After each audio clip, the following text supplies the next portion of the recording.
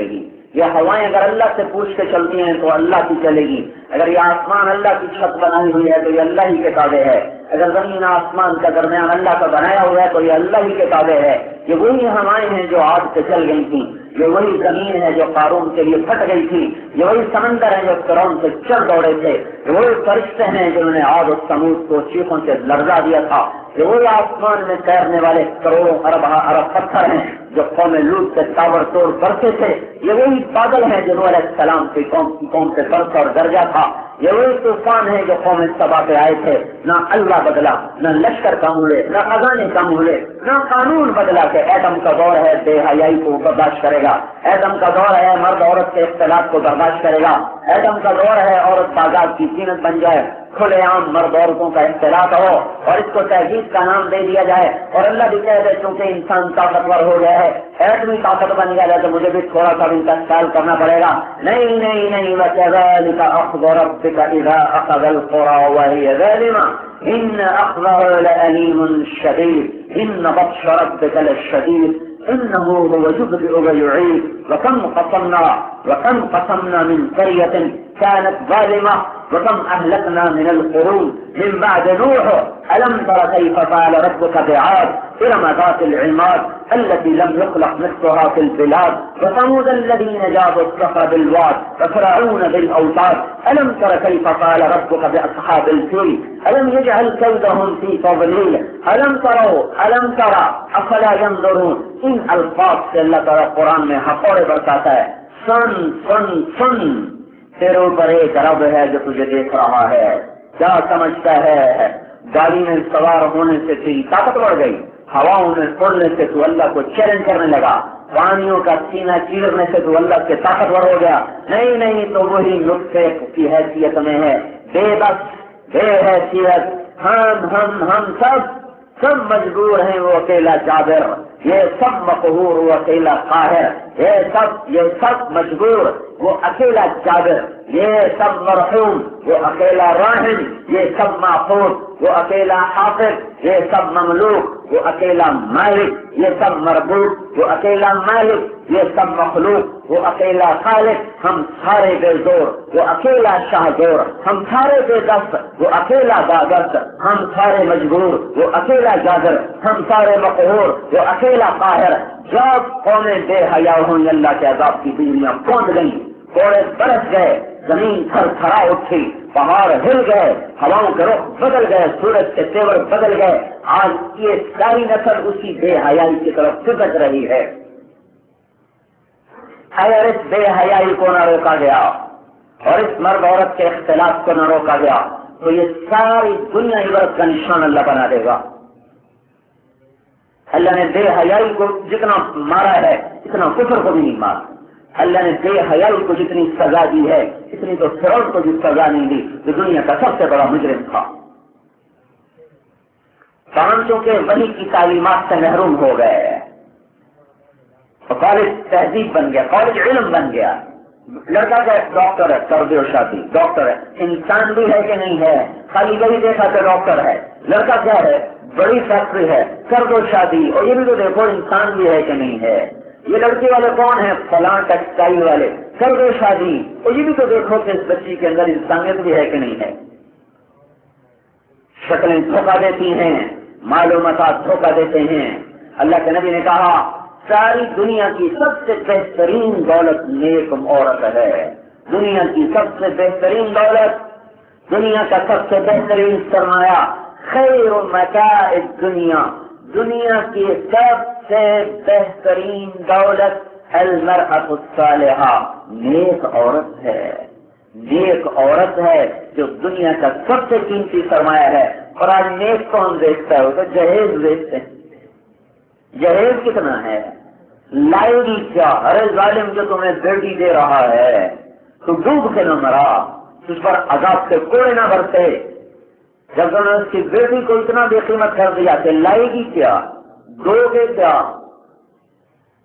اگر یہ دنیا جزا سزا کا جہان ہوتا تو سب سے پہلے اللہ ان کو پکڑتا جنہوں نے غریبوں کی زندگی کو اجیرن کر کے رکھ دیا. تو ہمیں غلط رو میں بہ گئے ہماری نسل تیزی سے، کیونکہ 100 سال انگریز نے حکومت، پھر ایسے لوگ تیار کر کے لارڈ میکالے 1834 میں آیا تھا یہاں، 1834 کا وائس رائے، اس نے کہا ہم نے ان کو عیسائی نہیں بنانا، ہم نے ان کو اس پر تیار کرنا ہے کہ نسل سے مسلمان ہوں، مزاج سے انگریز ہوں.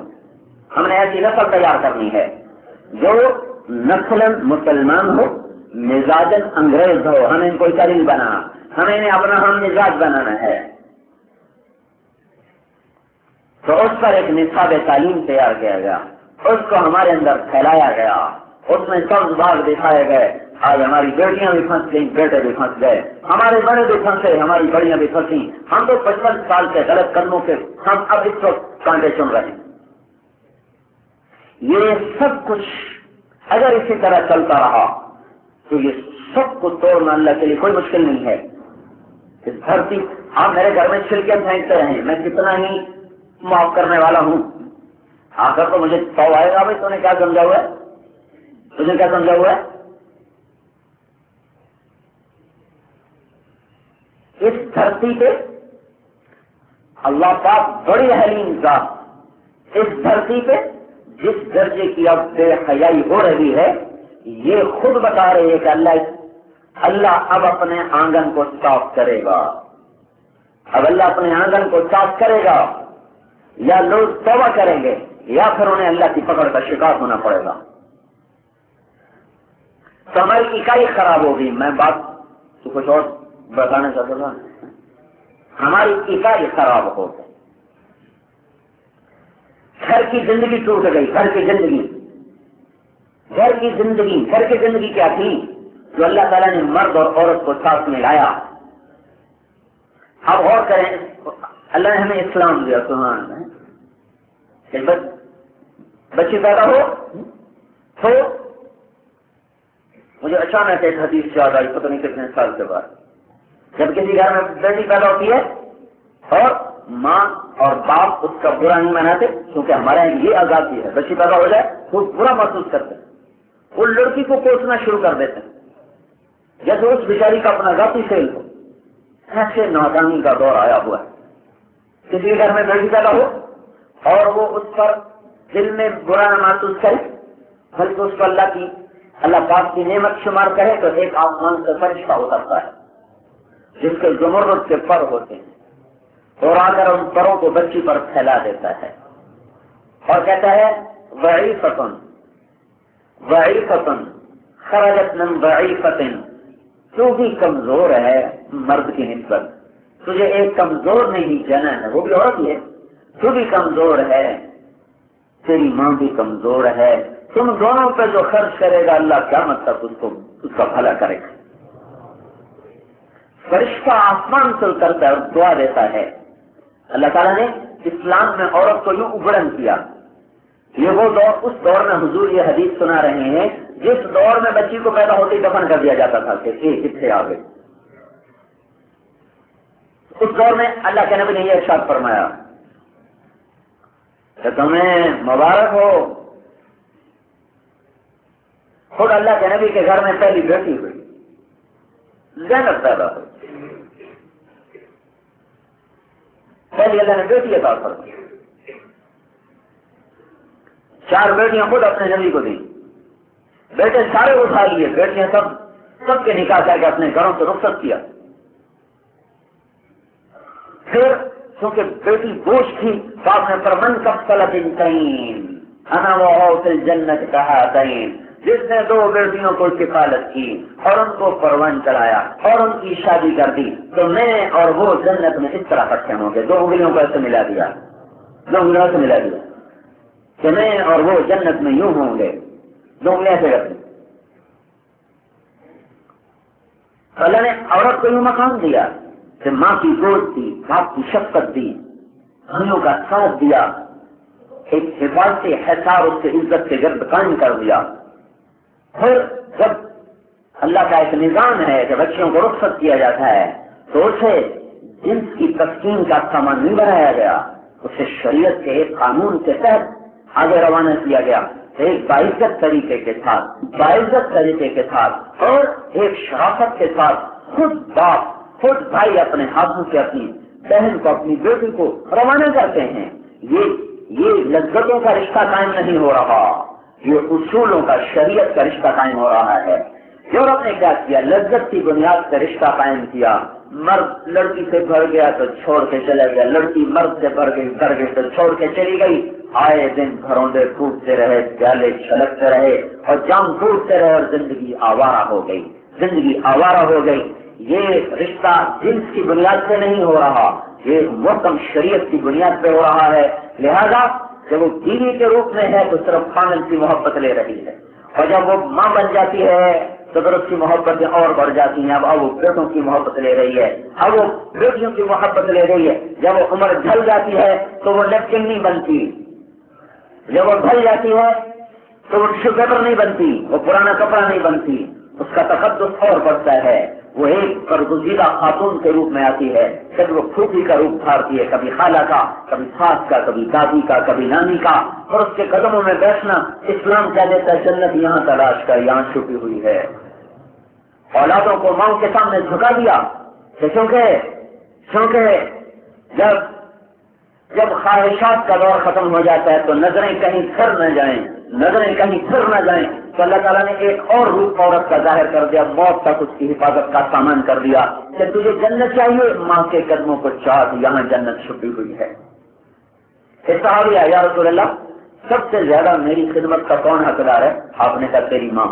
اس کے بعد تیری ماں، اس کے بعد تیری ماں، اس کے بعد تیرا باپ. چوتھے نمبر پہ باپ کو فرمایا. اللہ نے ہمیں خوبصورت زندگی دی، ہم تو بے بنیاد نہ تھے، بے سند نہ تھے، ہماری تو ہر چیز محکم تھی. ہمیں تو نبی پاک صلی اللہ علیہ وسلم کی راہبری حاصل، ان کی روشنی ہمیں حاصل. حضرت حفصہ اور عائشہ رضی اللہ تعالی عنہما تشریف فرمائے. عبداللہ بن ام مکتوم آئے، نابینا صحابی ہیں اور بوڑھے صحابی ہیں، جوان میں بوڑھے ہیں. تو آپ نے حضرت عائشہ حفصہ مائیں، ساری کائنات کے مسلمانوں کی مائیں، کائنات کی افضل ترین عورتیں، یا نساء النبی لستن کأحد من النساء.